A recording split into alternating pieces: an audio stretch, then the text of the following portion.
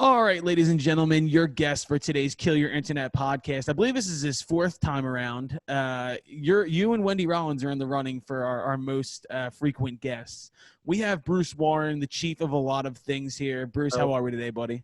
I'm fantastic. It's great. It's always a good time when the boss when the boss puts out a new fucking record, dude, right? It is the shining light right now in what we have going on in the world. And it's funny because Bruce just held his notes up to the camera. I also have pages of notes as well. Me and Bruce have been talking about the record for a while, just speculation and what we thought was going to happen.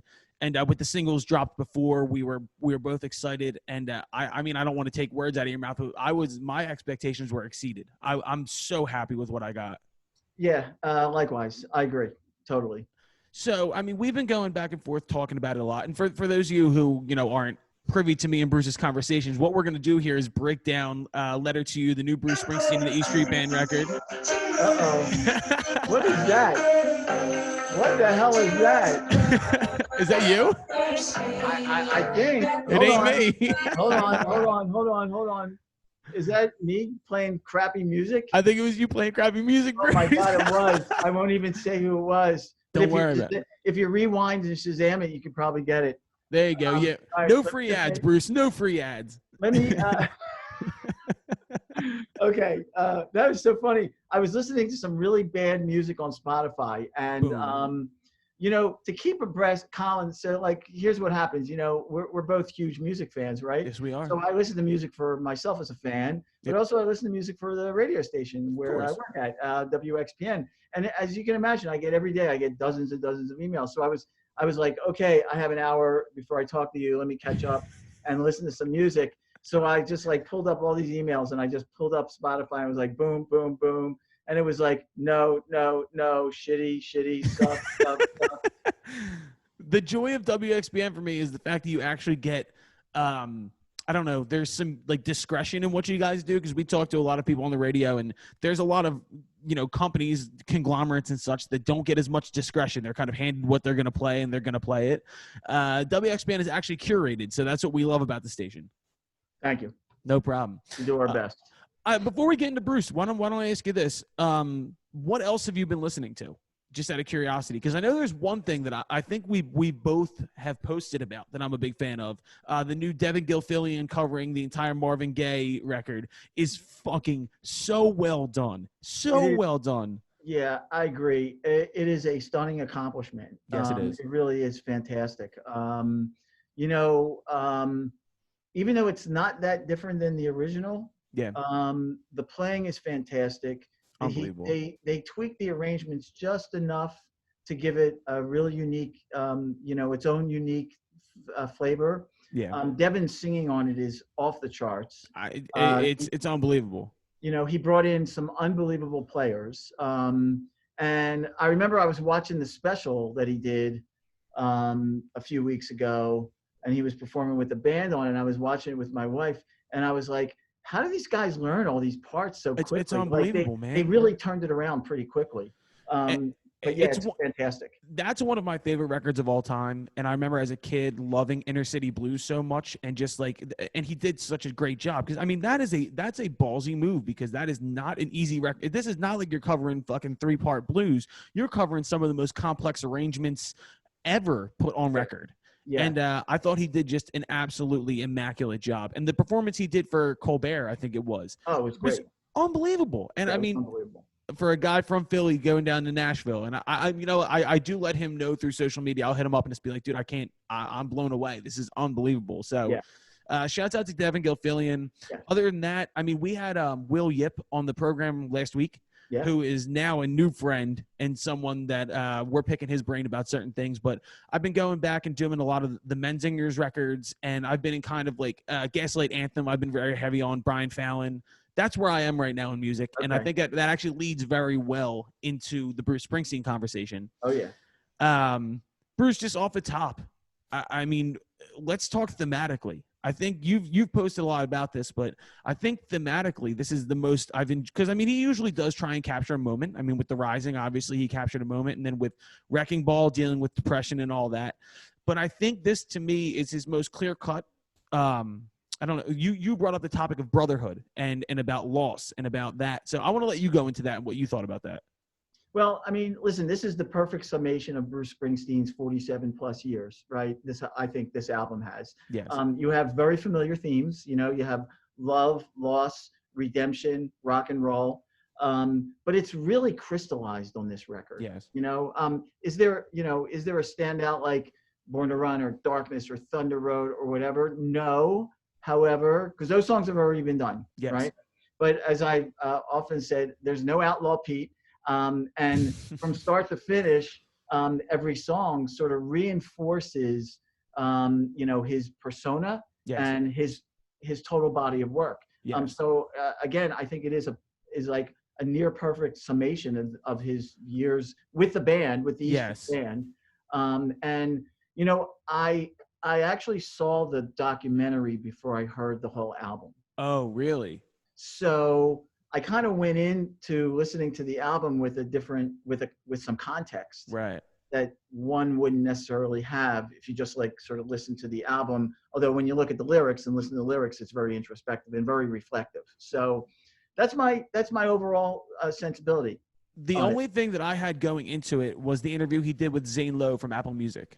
And I thought that was outstanding. I like a lot of the interviews that Zane Lowe does, but so it gave me an idea about where Bruce was going with this. Mm-hmm. And I like the thought of reinforcement that you brought in, that I thought this was the first time in a very long time that Bruce kind of revisited the well on certain tones and certain textures, because when you look back recently, Western Stars is, he called it a jewel box of a record, but it's very Roy Orbison, very Western, if you want to put it in Blayton's terms. But then you go back to like High Hopes is experimental. You bring in fucking Tom Morello to do his thing, and then Wrecking Ball, of course, also very experimental and very different for Bruce and very modern. Right. There's a lot of things on this record where, with most of these songs, I wrote down kind of the reference tracks that I kind of hear when I hear these songs, and that was refreshing to me.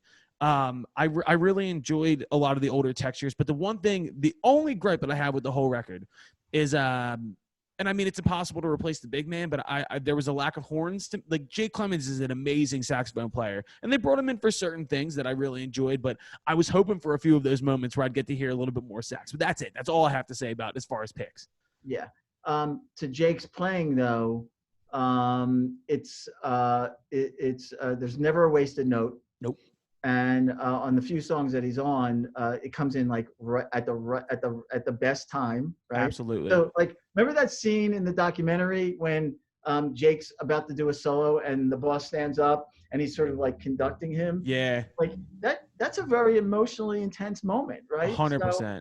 So, I think it's very. I think the amount of him on the album is actually intentional. Yes, and I agree with that. It was just more of like from a listener's point of view, and especially, I mean, you look at our band, you look at Will Shade. I love some horns, so I was like, I was hoping that. But I will say, to me, I don't know if we can pick an MVP besides Bruce. I think, to me, this crystallized the importance of Max Weinberg in this band. From the first opening, because the first thing we got was the single "Letter to You." My first initial reaction was, oh my God, Max is just the glue of this band. And the first snare hit, I'm like, oh, the recording, it's his best sounding album in a while, is what I'll say to start. But I would agree with that. Yeah, I think Max is the other MVP on this record. I will tell you, I don't have a gripe, and you wouldn't maybe know this from not seeing the documentary, right? But Nils plays mostly acoustic guitar on the record. Yeah. Right. And I mean, Nils is just known for what he does with a Strat. He's just known for what he does with an electric guitar. I was like waiting for something. I was waiting for something from Nils. But I've always said that, like, the minute that Bruce added a second guitar player, it really decreased the quality of the electric guitars in that band. Believe it or not, that sounds really weird. It does. Like, over the years, we've lost those amazing stinging guitar solos. Stevie's great, Nils is great, but the boss is the fucking boss. He's the boss. There was a moment, and I think it might have been Letter, but there's a certain bend that happens with, and you can tell it's a telly, and you know right away that it's Bruce, and that's when in my head I put it together. Hey. That's Vinny. That's my dog. That Nils was kind of taking a background note on this, and he was playing acoustics on this record. So I'm going to go back to a Max. Go ahead, after you. One of my favorite tracks on the album is Ghosts. I love Ghosts. It's just amazing. But like, to your point about the snare, right? Like Max starts that song off like boom, boom, boom, boom, boom, boom, boom, boom. And then all of a sudden you hear Bruce go, I hear the sound of your guitar. Yeah. That's the E Street Band right there. It is the E Street Band encapsulated. Totally encapsulated. But I want to go back to something you said. So you made some reference notes about previous songs that you've heard or caught vibes of in newer stuff, as did I. So can you talk about what some of those are? Sure. Just going through and the first, because 1 minute you're here, obviously we've had this conversation privately, but it's a very nice transition from Western Stars into Letter to You, and I thought that had to be intentional, for one, and two, it's a nice subtle note and it introduces the band subtly. But with Burnin' Train, the third song, which was my first standout, like my first listen, Burnin' Train was what I was obsessed with, and it reminded me of Nights. It very much reminded me of Nights. And that was like it was the first thing in a while. I was like, that sounds, the intensity, the way it builds, very much Nights from Born to Run. And then going through Last Man Standing, which is another song I'm gonna like wax poetic about, but that was very darkness on the edge of town. Like that was very, and there's not one song on there, but just the way that they did things, very darkness to me. Going back through, I have House of a Thousand Guitars. I have my note is same Jungleland opening, but actually very Thunder Road. So that like very interesting. I can hear that. Yeah, I can totally hear that. I totally hear that. With Rainmaker, my reference was Devils and Dust. Like this was his homage to that era in time. Which is like the dip on the album per se. Like, and then it comes back with if I were a priest, which I will say this out loud. My two most trusted advisors beside yourself on Bruce are my little brother Matt and my best friend Steve Kessler, who took off work on Friday to listen to the record. I love that. And that was both their pick for their favorite song. I didn't have any comparisons on that. Going back through, okay, so Song for Orphans, which I will say, and I don't want to give away too much, but this might be my favorite track on the record, for a thematic reason, but also it sounds like he wrote it in the same day as Promised Land and just decided to write Promised Land or keep Promised Land for Darkness over that song. So that to me was like, that's where my heart sits. We know Darkness is my favorite Bruce album, so that was why I love that. Right. And then my only other note as far, I wrote Ghosts, and just in big letters I wrote the single. Like that to me, like Ghost was like that is just such a fucking great chorus and a great hook, man. Did you have any reference tracks? You named a couple of them. The Night reference I think is totally right on. And I think the Jungleland thing is really interesting. I didn't hear that, but now that you mentioned it, I totally hear that. To your point about Ghost, that was not the first single that the label put out. Letter to You. Right. I mean, Letter to You was, but I mean, when I heard Ghost, I was like, in context with the record, I'm like, this is the standout chorus. This is thematically what you're trying to drive home. Of course, you dropped the title track first, but like Ghost to me, like stands out as like, okay, yeah, this is what we're talking about. Here's my when concerts come back and we're all at the Wells Fargo Center or wherever big arena you're seeing the Boss in. Yeah. I think he's got to open the next tour with Last Man Standing. Hell yeah, let's go. He's got to open with that. Agreed. Totally, right, totally. Then he's got to go into the Promised Land after that. Thank you. Yes, absolutely. All right, so there's your 1-2 punch when they return. And then the other thing I cannot wait for is the end of Ghosts. Yes, 100%. Because when they're singing, when the band is chiming in together and everybody's going la la la la la. Oh yeah, absolutely. There's going to be 50,000 people totally freaking out, right? You bring up the fact that we're thinking about tours, and I'm going to bring this up again because my friend Steve actually texted me about this. He made a playlist on Spotify of if this tour was happening this year, what the set list would be. and I'll share it with you. It's fucking outstanding. Wow. We're bringing up Ghost, right? And there's one thing on this record that, like, as a listener and as a songwriter, that I found interesting. It's that Bruce did not take modern tropes into effect when he was looking at song length and kind of like cutting things down. When I'm in my editing mode, like I am right now, I'm listening to everything I hear into like, oh, I would do that differently. There's like 4 or 5 songs on the record that I thought were going to stop that had another verse and another chorus on it. Like Ghost specifically is like 5.5 minutes long. You could have ended that. It's a long song.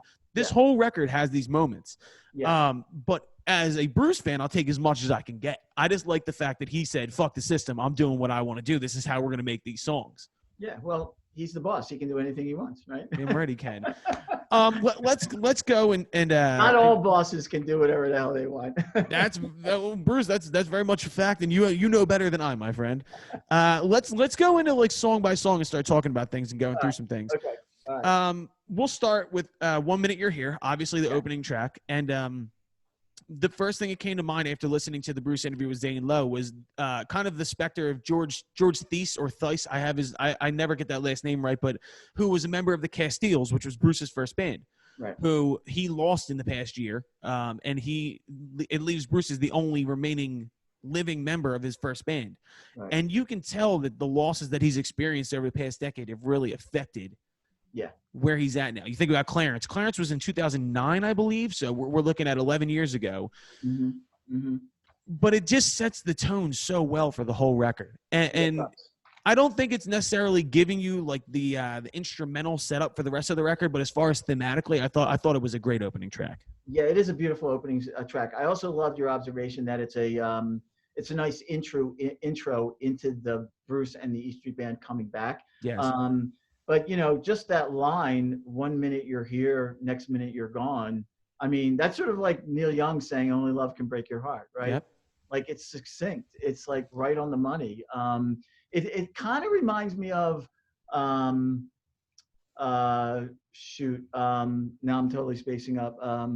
1 Step Up and 2 Steps Back. Yep. What's that song from? The breakup, the breakup album when he was married the first time. You're killing me. I'm totally spacing out. But anyway, it has a vibe very similar to that. Yeah. But it is a nice sort of welcome back. And I love the line, Autumn Carnival on the Edge of Town. That is the most Bruce lyric of all time, possibly. Like, you know what I mean? Like that. There's so many little things on here that like I was listening back to, and I mean, especially with Letter, the second song. I'll get into that, but there's these poetic moments that I kind of been missing, and I really enjoyed the introduction, the stage setting. And I mean, I was listening to another breakdown of this, and just the thought that they didn't bring the band in with Letter right away. They let the band gradually step their feet back into the water. And it is kind of like, it's a reacclimation into what the E Street Band is. Yeah, totally. No, totally. I think that's a great observation as well. And then, the other thing is, so, he has this edge of town idea running through that first song. Yeah. So it's the Autumn Carnival on the edge of town. He's got the Red River running along the edge of town, and on the muddy banks, he lays his body down. I mean, the imagery is so compelling, and it's, again, the writing is so succinct. Yes. It's so sharp.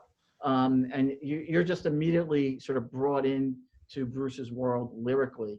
And it's a powerful opening track. By the way, it's Tunnel of Love. Tunnel of Love. Yeah, I was going to say. And there is a bit of, with that track and going down to Rainmaker, there's a bit of an homage to his, like, not saying the lost years, but the years that aren't as heavily heralded, to where it's like Human Touch era and stuff like that, to where it's a little more laid back. I think about songs like If I Should Fall Behind. Like there's these kind of like drop down moments. Good example. Yeah. And so it's a great introduction. And you bring up the lyric, the succinct way that he's just evoking imagery. To me, as a songwriter, there's certain songwriters that I know they do things that I can't. And Bruce does better than anybody the job of painting a picture. I talk a lot about, there's a band in Nashville that we're friends with called Secret Club. And the songwriter there, his name's AJ Babcock, and he writes for a lot of country singers. But AJ has the ability to write in sarcastic tones and tell sarcastic stories. I can't do that. Right.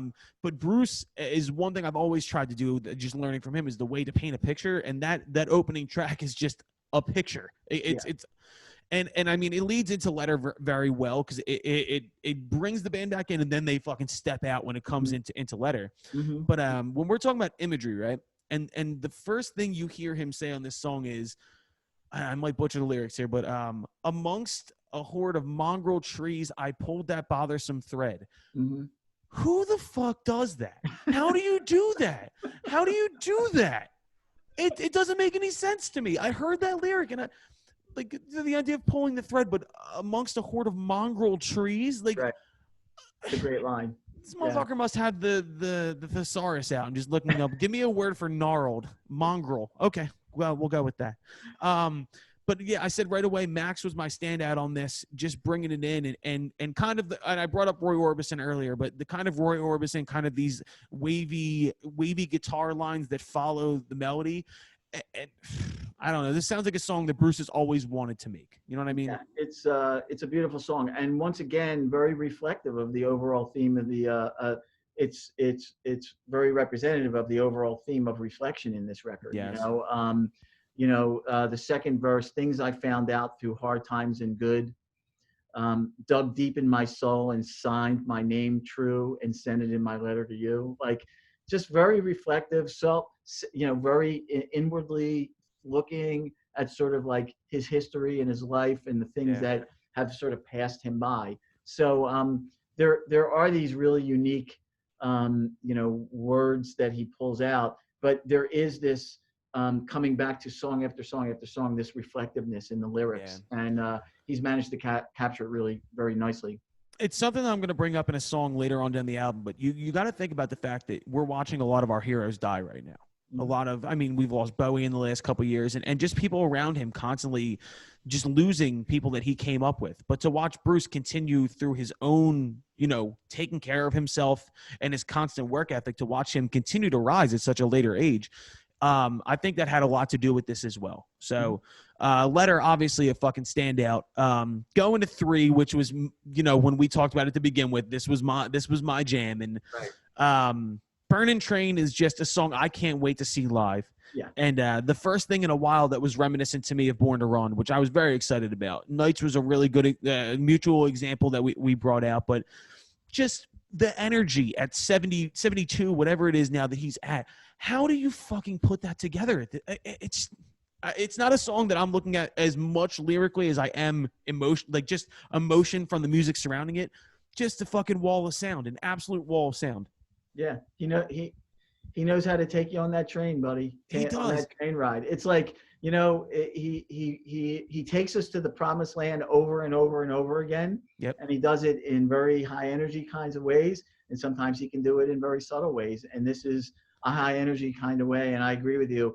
I cannot wait to see this one live. It makes me want to run through a fucking brick wall. And it made me laugh too, because when I first saw the track listing and I saw Burnin' Train, I was like, man, this guy writes a lot about trains, man. Downbound train, Burnin' Train, like he loves his trains.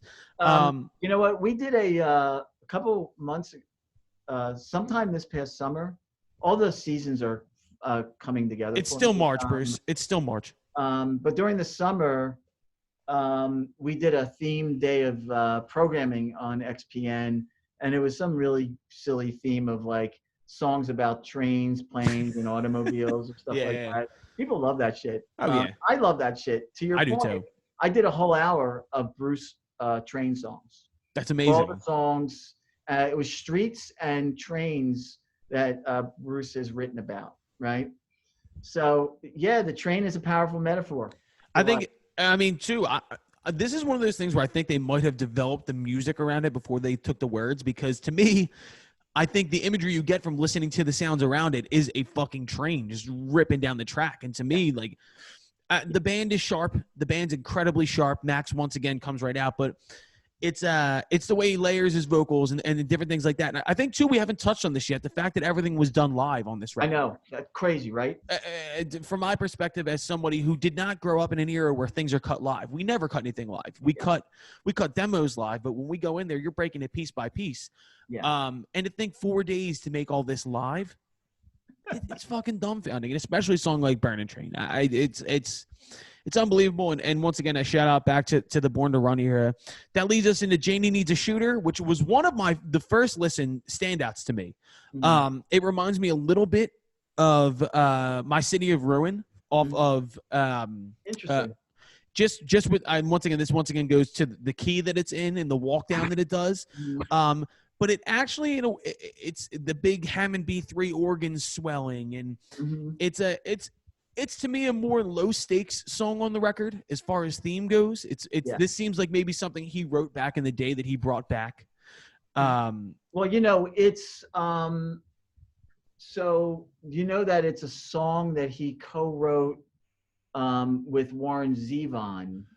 We were just talking about Warren Zevon on the podcast on Monday. So on Warren Zevon's, what year is it? I don't know, 80, 81, Bad Luck Streak in Dancing School, that album. It didn't have any really big hit songs on it. He called it Jeannie Needs a Shooter. Oh, so this is an older song. An older song. Wow, I can't believe I picked that up.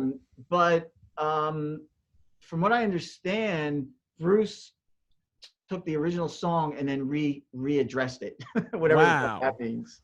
Whatever the fuck that means. So yeah, you should AB Warren Zevon's version with Bruce's version. There definitely are some differences. I'm blown away. I did not know that existed, for one. And two, if there was ever a writer's room that I want to sit in, it's those two motherfuckers. Right? Because, I mean, Ken, our bass player, said it best on Monday. He said that Warren Zevon is a songwriter. He's never going to get besides Lawyers, Guns, and Money and Werewolves of London, he's never going to get the mainstream attention. But, I mean, he just wrote fucking great songs. And to think that Bruce had a hand in that, to me, it's just as a songwriter, there's sometimes I just really enjoy listening to a song that I don't have to focus that hard on. That is, to me, like, just the Hammond B3s off the top really caught me. And his voice just sounds fucking amazing. Yeah, it does. That song also reminds me of Something in the Night.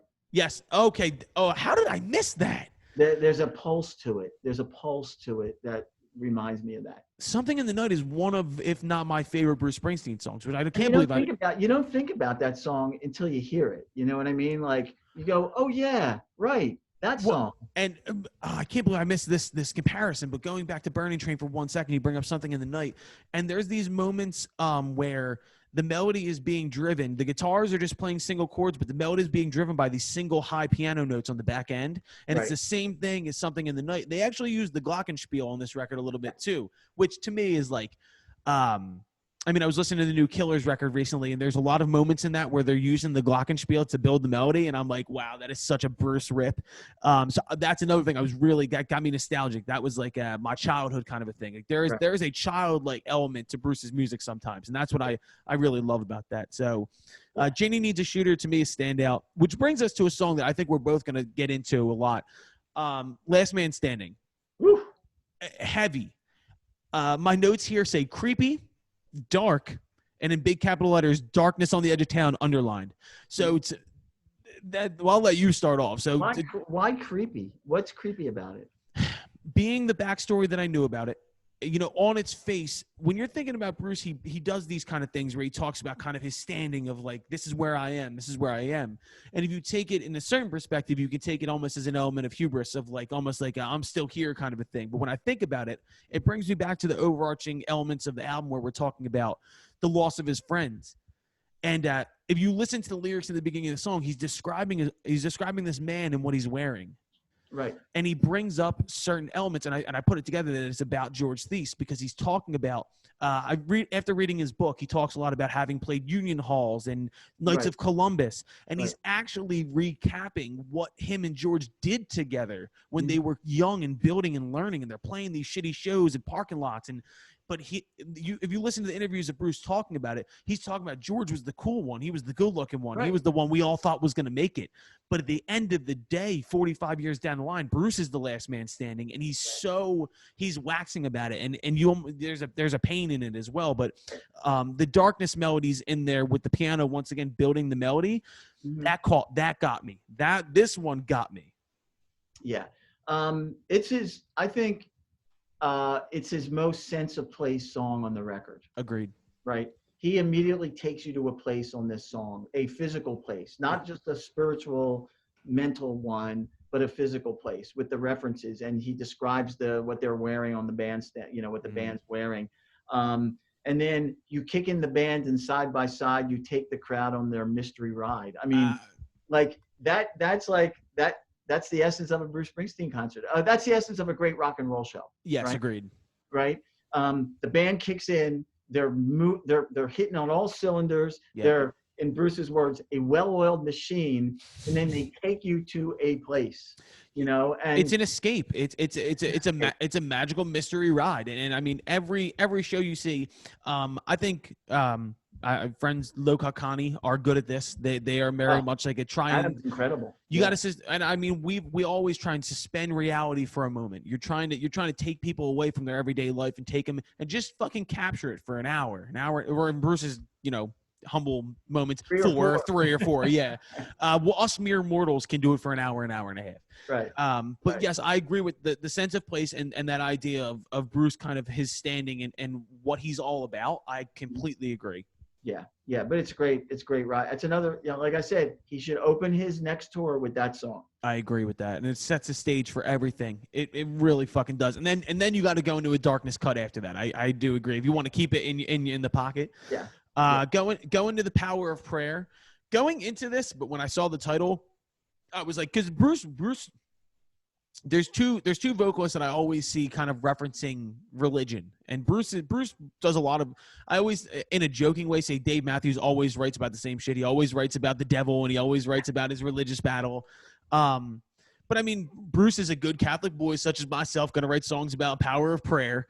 But to me, it was not as much of, it's more of this kind of his overarching theme of like the spirituality in music and the way that he does things. And it, to me, like, I really enjoyed the song going after it. And I wrote this down. I wrote Jungle Land opening because it's back-to-back tracks between that and the House of a Thousand Guitars, where you're getting these kind of, these twinkly piano openings, like reminiscent of a Jungle Land or a Thunder Road. And that to me was like, once again, a holler back to maybe he wrote these songs around the time of those records. Yeah. The Power of Prayer is my favorite song on the record. Really? Okay, cool.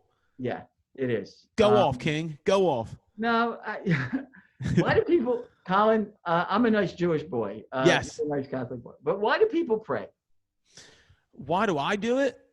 Why do people in general pray? Connection with something higher than us, and kind of and I mean, we brought this up before the podcast, but if you're losing control or there's something you can't control, reaching out to something that maybe can. Right. So there's a word for that, and that's hope. Yeah. Right. So I don't think of the word prayer when I hear this song. What does he mean by prayer? He means hope. I couldn't have said that better. I think that's a fucking great. That's what I think this song is about. It's the power of hope and the spirit of optimism. Yeah. And however you're touched by that through whatever spiritual thing that you're dealing with. Absolutely. That's what I think. That's what this song is about. And I keep being drawn back to this song. I've listened to the album a dozen times, maybe. Yeah. I just ran right before this. I was on a run and I listened to the whole thing a time and a half. So yeah. Bruce, that kind of reshapes the song for me in a certain perspective. And I even like the cheesy Styx-esque piano intro. Yes, 100%. That was, to me, like, I got where he was going with the intro, and it's cool. But doing it, I was kind of half expecting to hear "Lady." I mean, the only thing in sequencing on the album, because we've talked about how well this album is sequenced, I would not have put Power of Prayer and House of a Thousand Guitars back to back, because they do start so similarly. Yeah. But I mean, Power of Prayer, it really is an amazing song. And I think I'm going back and listening to it, I'll frame it less as a religious kind of shout out and more of a hope thing, because I need it right now. And I'm a positive guy. I'm always trying to bring the positivity out. But there is so much to look at right now in the world. There's so much happening, and there's things that we're going to look back 50 years from now and go, how the fuck did we get through all of this? Yeah, well, you're going to be here in 50 years. I'm not, but that's beside the point. But I think that's bullshit, Bruce. I think you're going to be sitting in that exact same seat. We're going to be doing this in 50 years, and we're going to be like, amen to that. Amen. So you gotta have hope. You gotta have hope. I'm a blind optimist 90% of the time. Externally, internally, I tend to mull over things a little more, but I like to project positivity. I'm on that. Yeah. House of 1,000 Guitars, like I said, very, very Thunder Road, Jungleland opening. Yeah. To me, maybe the one song that from time to time I skip past. I'm not saying that maybe it's because of where it's at in the album. I tend to kind of I'm burnt out from Power of Prayer and House of 1,000 Guitars back to back. Right. But on their face, each song is amazing. So I got to listen to that a sequence a bit. Yeah. Anything you'd like to add on that song? No. I have a less love relationship with that song. Mm-hmm. Yeah, I wanna like it more than I actually like it. I feel like that song was for Bruce. I feel like Bruce put that song on to kind of wax the way he used to in a certain perspective. Like my dad used to call guys like Steve Vai, like guitar players who would do stuff like that. He would always say they were jerking off. And to me, this might be Bruce kind of grandstanding, getting out in front a little bit, and this might be like a classic throwback Bruce track. And if there's ever a moment on the track on the album where he's kind of out in the front doing his Roy Orbison impersonation, this might be it. Although I will give Bruce credit, lyrical credit on this song, because whether it's about him or not, I love the line, "The criminal clown has stolen the throne. He steals what he can never own." Yes, I did. That was a standout lyric to me. And so, I project. I think I know who it's about, but I didn't write the fucking song. So what the hell? Ooh, hold on real quick. Can you give me what do you think it is? I think it's about Trump. God, I fucking hope so. That makes a lot of sense. And I didn't put it in that context because I'm kind of like looking at all these as internal songs. Right. That to me, I mean, I've recently written something. It's okay. I'll send it to you. But I don't know. It's funny because over the last year, over the last 6 months, we've been getting songs from bands and stuff like that, and they're very relevant for the moment. Yeah. And we'll be like in interviews on World Cafe, we'll be like, oh, so you wrote that song during the pandemic? People will be like, no, I wrote that song like 3 years ago. I had no idea. It's just like. That was the headspace I was in at the time I wrote the song. I like the honesty, at least, that people can tell you the dead honest time when they were, because I don't like when you see interviews with people and they wrote this song years ago, but they try and make it seem like they did it for some sort of political or social reason that is currently going on, maybe to sell more records, maybe that's it. But I also take everything with a grain of salt in that perspective because I know how this industry works. But to know that there are bands that are currently writing things that are in 6 months from now going to come out and we'll know what that was about, I'm interested in.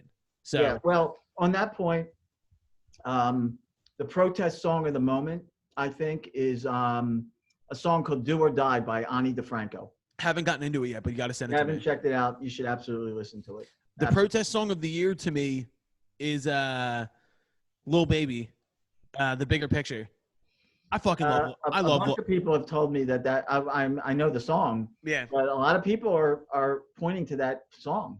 I love that song. I like Lil Baby a lot. And I mean, you're a fellow hip hop guy, and of the new crop of guys coming through, it's been fun to watch him mature and kind of come into his own as a lyricist and as an artist. But let's get off Lil Baby and go back into Bruce. Right. Yeah. That takes us to Rainmaker, which to me is the kind of not the midpoint, but the dip in the record that harkens back to Devils and Dust, more of the acoustic side. It to me was the moment where the band got to step back. This was a Bruce set where the band got to take its breather for a minute, and Bruce carries it. Right. But I wrote here reprieve from guitar rock for a minute. Yeah. And to let him reaffirm what he's talking about. So if you want to go into Rainmaker at all. No, not really. I agree with that. It's a relief track for me for the album. Maybe even for the listener. And maybe for the listener. This is the point at which he goes out into the audience and they he's in the center of the right and he plays a couple acoustic tunes or whatever. Yeah. And playing Kabong. What the fuck do I know? This is where I'm like tour managing Bruce Springsteen's show now. I think we could do it. I think we could do a good job, to be completely honest. Come on, of course we could. But I mean, it's maybe it wasn't what I wanted, because when I'm hearing this, I'm hearing the band. I'm listening to the E Street Band on this record. So to me, it's a song that I haven't run back as much, but there might be a moment when I'm driving at night where this song might be appropriate. You know what I mean? I think that's right. Yeah. And that brings us to the ninth track, If I Was a Priest, which has been a lot of people's picks for favorite song. It's unbelievable. Yes, it is. I really like, because you don't know what you're getting at the beginning of the song till the band kicks in, and the way he takes the guitar melody in a different way is a little bit John Mellencamp to me, which I like that a lot. And instead, if I'm going guitar stuff here, he's not going GCD, he's going GFC, and it's a different tone to the song, and I really like it. Lyrically, really cool song, very classic Bruce in a certain perspective with the comparisons between I am this, you are this, and I enjoyed this song a lot. Yeah, I think this is from his earliest days. Yes, agreed. It's got the wordplay, it's got the verbosity, and like, you know what, this, the only interview I saw with Bruce was the interview we did on Colbert. Yeah. In which he geeked out over Dylan and Lana Del Rey. Yes. Yes. But the Dylan thing, it's interesting. I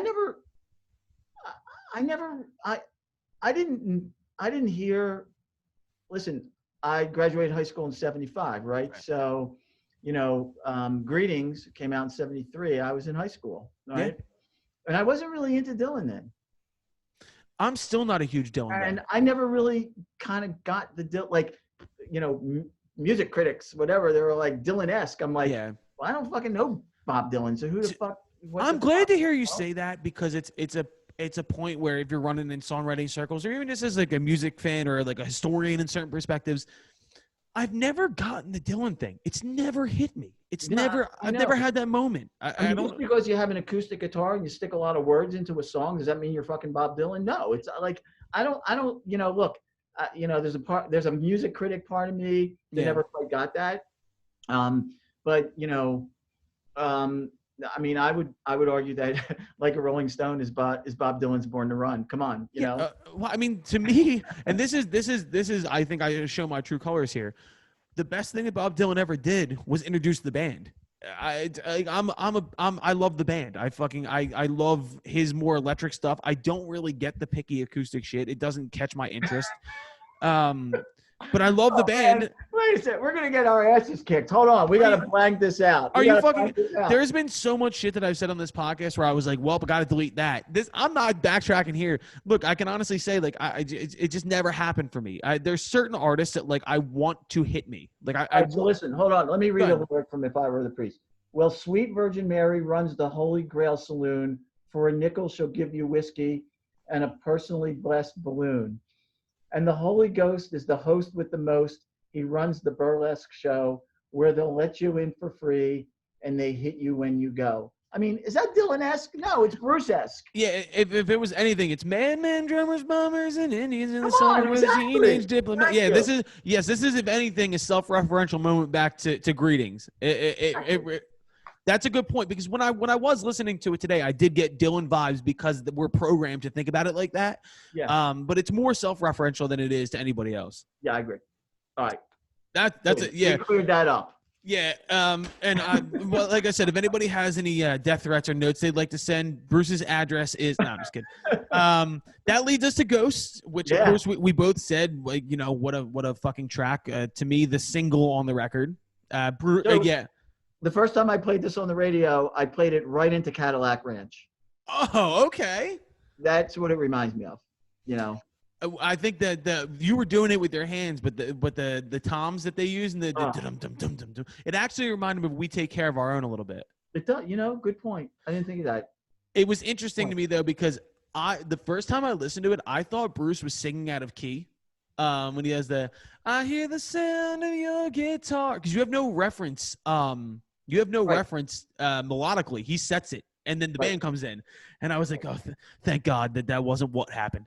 But to me, the chorus, it's just a really well put together rock and roll song.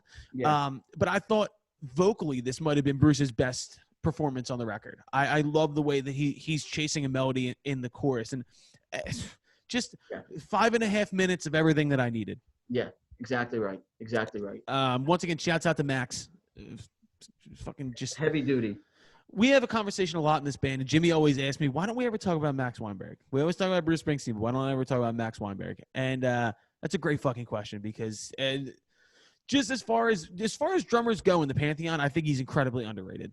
Yeah, I agree. Totally.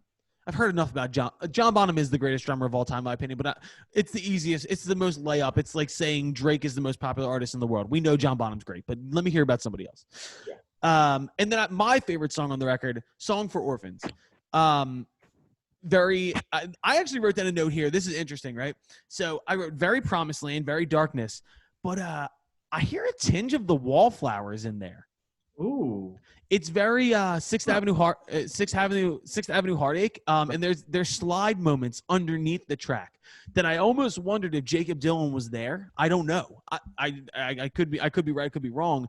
But the reason I love the song so much is it's Bruce's love letter to the misfits and the people who didn't make it. And because once again, he's seen everything over the years. He's seen he talks about, he sees highways lined with people who went to Hollywood and didn't make it, and different artists who didn't make it. And to me, when he's talking about orphans, he's talking about misfits. He's talking about the people who didn't make it all the way, but right. He's looking at it as the conquering soldier in this perspective, and he's writing to everybody else. And like that to me, like I loved the idea of orphans to like kind of the island of misfit toys. I thought that was really cool. Yeah, it's a very interesting. That's also a really interesting observation. Again, I think this kind of goes back to the early days of his songs, the few that he pulled off the shelf. But it's increasingly becoming one of my favorite songs on the record. Yeah. I'd probably say top 3 or 4. Yeah. Well, I mean, and we're gonna go right into that, but I will just I'll See You in My Dreams, perfect ending. To kind of bring back the idea of the losses that he suffered, and also the fact that we'll all be joined again at some point in time. You know what I mean? And remember he covered Suicide's Dream Baby Dream? Yes. This sort of reminds me of that a little bit. It's got the same sensibility, same sentimental value to it. I enjoy the way that he wraps an idea up, because it's very hard to do in a record. It's very hard to not play the singles game and to take a theme through a record and finish it up start to beginning or start to end. And the bookends on this record are incredibly strong, not as single songs, but as parts of a record and sequencing. Yeah. And that you know what? That raises a really, really big point, a really amazing issue about this album. It is a quote-unquote proper album in that regard. Yes. It has a storyline. It's got a start. It's got a middle. It's got a finish. It's got a very, very well-scripted, very intentional storyline.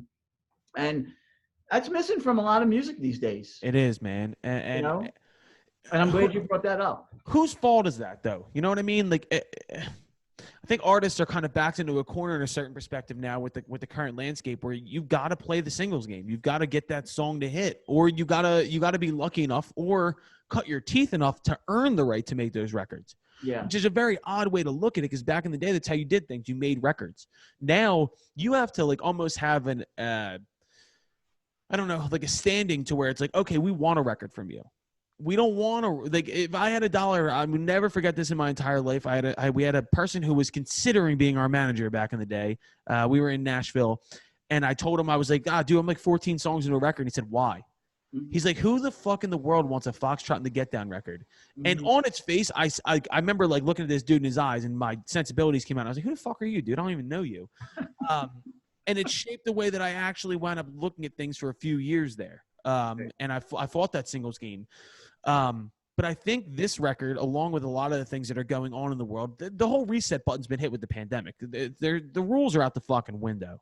Yeah, I think the reset buttons was reset way before the pandemic. I mean, you ask who's responsible, like how did it get to? First of all, there are people who are still making great records. 100%. I agree with that. There are fewer and fewer of them. But I think it's, I think there's a lot of, it all starts with the artist, right? Mm-hmm. And the music they grew up with, right? Yes. And I think the further we get away from, the further that generations get away from the era of the album, yes, right? and the people they work with are of the same age. You can't think about like the days of Warner Brothers and Ted Templeman, who made great records, back, the 70s were a long time ago. The 60s were a long time ago. And I think it's a confluence of a lot of factors. And I agree. I think that's absolutely part of it. I think A&R is absolutely part of it. 100%. I think to your point, the technology is absolutely part of it. I think the intended or unintended consequences of virality, of when something goes viral, and the impact of that in art versus commerce. All these things sort of are working in force together. You bring up that point, right? Virality, and it brings up a point to me, because we've had conversations about social media between us on this podcast. And the one thing that I had a conversation the other day with a songwriting friend of mine was, I don't understand, because I'm in my late 20s now. I'm 29, so I'm almost kind of at the point where I'm like looking at like, okay, the kids are doing this. I'm not the kids anymore. Do you know what I mean? When did it become cool to not know things? There's a trend going around on social media where there's kids, especially on TikTok, who like to do videos of them listening to songs from 10 years ago and act like they've never heard it before. When I was a kid, there was never a time when I didn't want to know something. I needed to know everything. I never wanted to be face-to-face with an adult and them try and bring up a Bob Seger song from 1972, and I don't know what you're talking about. I had a thirst to know everything. And I think part of this denial, or this like kind of an ignorance of the past, is part of a problem. I don't know if that's like maybe like getting to be old man yelling at the clouds over here, but that's where I'm at. Some of that resonates with me a little bit. I don't question anybody's intentions. Like those there's many of these series of young people listening to old records and reacting, those reaction videos. Yeah, that's interesting to me.